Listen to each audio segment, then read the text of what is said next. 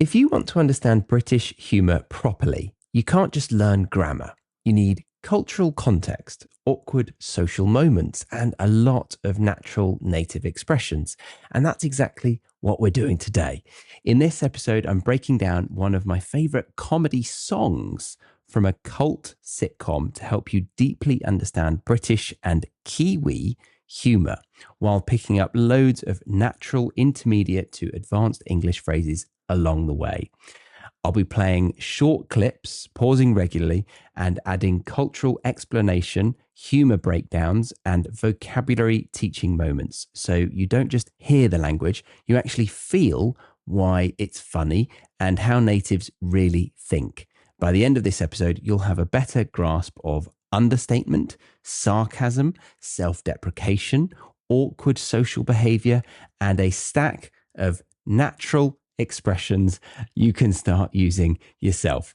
So if you want to build cultural confidence, sound more natural, and finally get British humour, then stay with me. And we're appreciating the Kiwis today. Kiwi being the nickname or demonym for people who live in New Zealand. One that you can use without sounding rude, racist, or insensitive. I believe they like the term, or at least they don't dislike it, so you can use it. Unless, of course, you're an Australian and you say those effing Kiwis, effing being the F word, but getting away with it, not actually saying it. So yeah, New Zealand, because of a couple of comedians from New Zealand who wrote a comedy sitcom back in the 90s, and I watched it at uni, which was around 2010, let's say. And honestly, it's stayed with me since then, partly because of the musical accompaniment they managed to weave into it so well, which normally isn't my bag, but they're just so good at it and really funny, in my opinion, that I occasionally think of these songs still to this very day. And I thought of one the other day when I was on a date with my wife, and I looked around the room and I said to her, "You're the most beautiful girl in the room." I know I sound like I'm just laughing to myself about what I said once, but there's, as always, context missing that I'd like to explore with you today. So in this episode, I'm introducing you to a sitcom to deepen your appreciation for British humour. I know it was written, directed, and carried out by a couple of Kiwis, but we'll talk about that. And to give you an insight into their style of humour, I'm going to play, pause, and commentate regularly for copyright reasons on one of my favourite songs from their sitcom. So yeah, let's get into it, shall we? Before we do, this episode comes with a free lesson pack for you to download to get the best vocabulary that comes up naturally in this episode. To do that, click the link in the show notes, description box, or comment section, or scan the QR code on screen right now. And that will give you access to that list of vocabulary along with active exercises that will help you 3x your learnings today, as in you're 3 times more likely to remember that vocabulary tomorrow if you get that lesson pack and do what I suggest. So do that right now and enjoy the rest of this episode. As I said, scan that QR code or click that link and it will take you to this page. Fill out your name and email, and then I will be able to send it directly to your email inbox. So this song is in the first episode of the first season of a show called Flight of the Conchords. And it's called "You're the Most Beautiful Girl in the Room." Right? Not the world, the room. And the lyrics will explain the story, but I suppose you might want to know that the show follows 2 guys in their mid-20s who are in a musical duo that is so far from ever taking off, it's painful. They have one fan called Mel who plays her part very well. She's a bit of a stalker and follows them to their gigs, of which they rarely get any. But yeah, so a couple of failing musicians. Oh, and they're actually living in New York. They play as New Zealanders who are incredibly broke living in New York. But one night they go to their mate's house party, Dave, and Jermaine, one of the two band members, breaks into song when he sees a good-looking girl. All right, take it away, Jermaine and Brett, the other guy.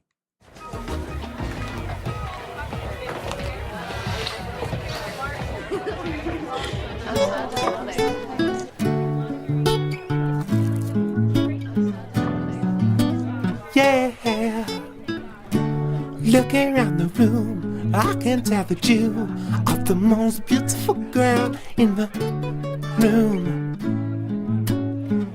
In the whole wide room. I love it. I absolutely love it. I think I love those lines so much because they're like the epitome of realism in comparison to the romantically exaggerated cliche of being the most beautiful girl in the world, right? It's like, given the circumstances, I've calculated that your attractiveness is superior to all other people in this immediate area in this specific moment in time. So yes, for that reason, you have my attention. And when you're on the street, depending on the street, I bet you were definitely in the top 3 good-looking girls on the street. Depending on the street. I love it. So yeah, doubling down on the idea that you're obviously not the most attractive. Come on. What are the odds of that? No, statistically, you're probably within the top percentile when we confine that data point to a very small and real life scenario. Yes. And when I saw you at my mate's place, I thought, what is she doing? At my mate's place, how did they get, how they like that, to a party like it's good one, Dave? Ooh, you're a legend, Dave. Ooh, you're a legend, Dave. Aside from just oozing with jealousy at not being able to hit those notes as well as they can, because I can't really sing to save my life, I think what's really comical about this is the normalcy of knowing his place in life. You know, not expecting much and being shocked if anyone is remarkably more than average in his world, because Dave's average, right? His name is even average. So how the hell has my average friend, Dave, managed to get an attractive human, given the context, to be in the same room as somebody average like me? I asked Dave if he's gonna make a move on you. He's not sure. I said, Dave, do you mind if I do? He says it doesn't mind, but I can tell it kinda minds. But I'm gonna do it anyway. Classic, absolutely classic subpar male communication skills there, I think. You know, attempt to feign a mild level of interest in your friend's emotions until they slightly inconvenience you and your libido's desires. Anyway, I see you standing all alone by the stereo. I dim the lights down to very low. Here we go. I think the ability to be so melodic and smooth and at the same time state that she's feeling really awkward at this party and doesn't know who to talk to. So he sees this as his golden opportunity to approach her, but he must do it in the pitch black to avoid looking less hideous. It's just so un-American. I know they can take the piss out of themselves, but usually they like to self-promote, big things up and make things more than they are. And I think this is what Brits, Australians and New Zealanders share that Americans don't. This ability to find the bleakness in life so bloody hilarious, which is where the original TV show, The Office, from the UK, was born from. The average life of an average boss in an average company. And you almost don't like the main character. And although I do love the American Office as well, they are really different. Because they had to change the American office when they did the first season. They realized that people weren't enjoying watching this character in the same way, so they had to soften the cruelty, add warmth, and turn the bleak realism into emotional optimism to make it work for an American audience. The lights down to very low. Here we go. You're so beautiful. You could be a waitress. So good. It's so simple, yet it pulls so many thoughts and assumptions together. You're not jaw-droppingly gorgeous. You're just, nice enough to get the punters in, or to be able to upsell a table of 4 to a slightly more expensive bottle of wine and order a dessert at the end. But again, to stress, you can't just rely on your looks. You'd need to be contributing to society in some functional way. And on top of that, you do well because of your slightly better than average looks. You're so beautiful. You could be an air hostess in the 60s. You're so beautiful. Yeah, they were glamorous. I mean, I can only reference films like Catch Me If You Can and others, but I imagine, yeah, they were, right? I don't know if you can remember that. I don't know how old you are. But yeah, these days, anyone can be an air hostess. Crew members. Well, anyone can be one of them, right? Because, we're not allowed to discriminate anymore, which is a good thing. Part-time model. And then I seal the deal. I do my moves, I do my dance moves.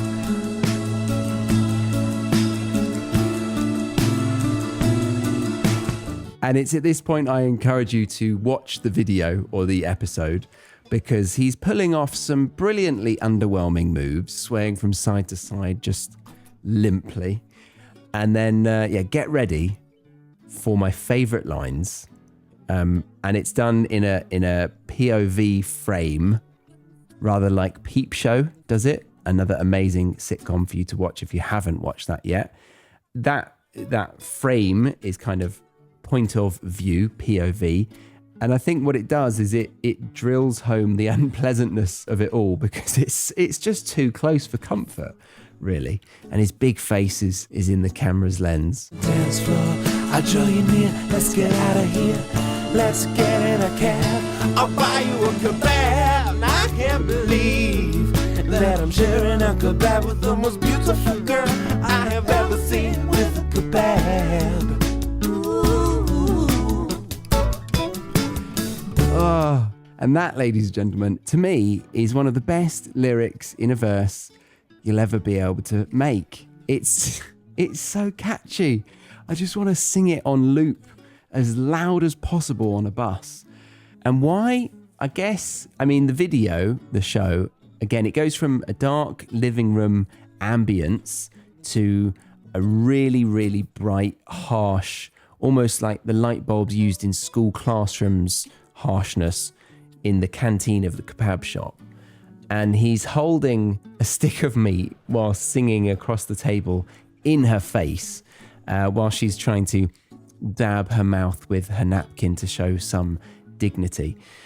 And I guess this could be a cultural thing, but in the clubbing scene in the UK and other similar cultures, you'd potentially do this. You'd potentially pick up some fast food after having pulled, and then you might ask, well, why don't we leave? Let's go to my house. We could feel each other up on the couch. Oh no, I don't mind taking a slow. Oh, no, yeah.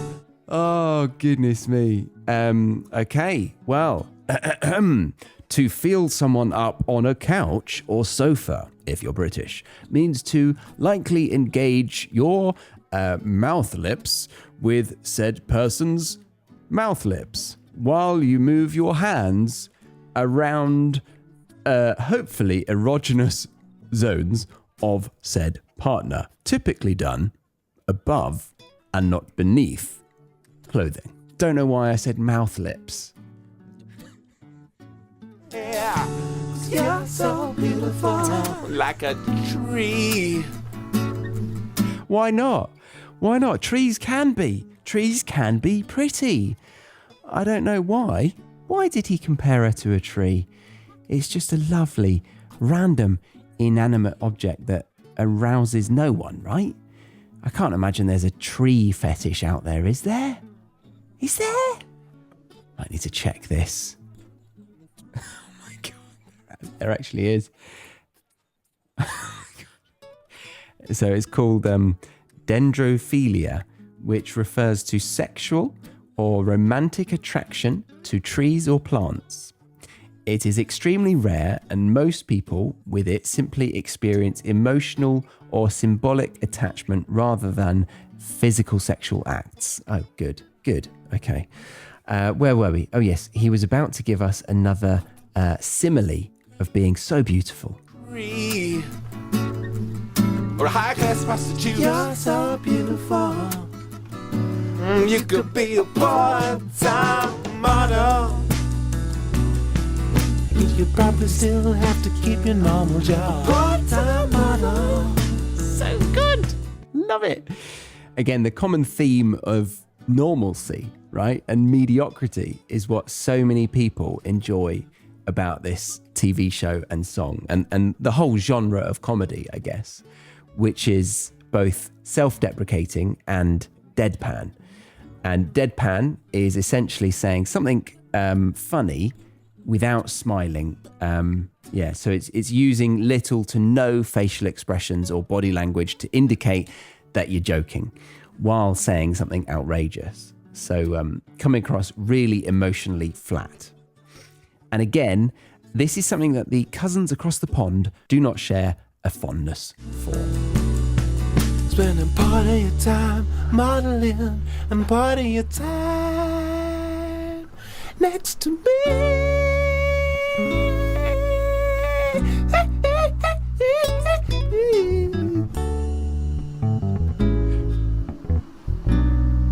My place is usually tidier than this.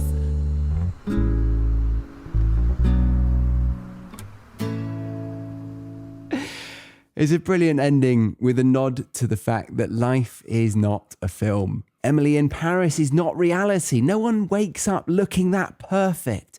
You should see my hair at the moment when I wake up, because I'm trying to grow it out to see if I can unlock a more mature look with medium length wavy curls. You know, think Bradley Cooper, Pedro Pascal, Eric Bana. But my God, my stubborn mop for a head of hair looks like Krusty the Clown dyed his hair brown every morning. I keep saying to myself, when it's long, it will be magical. But every day, that dream weakens. Anyway, I hope you go and give Flight of the Conchords a watch. It's not that mainstream, but those who love comedy respect it. And I just feel an instant connection with someone who I meet that has seen it and likes it, because it's pretty absurd comedy at the same time as being totally mundane.